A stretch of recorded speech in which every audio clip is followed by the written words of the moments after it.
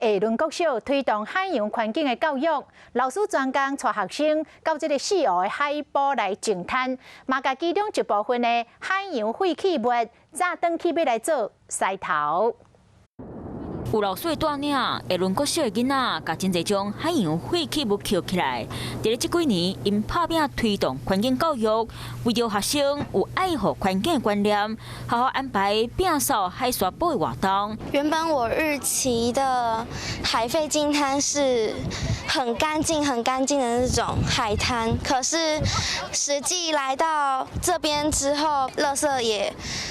非常的奇特，海沙堡的本色有真侪种，有塑胶管啊、玻璃笼和浮球。一摆所捡的海洋废弃物有一部分会搁再利用。我们就会去做一个清理，然后让学生去针对这废弃物的形态去做一个发想。这几年开始把这废弃物透过艺术课变做一个艺术品，嘛有海洋环境的教育变更有意义。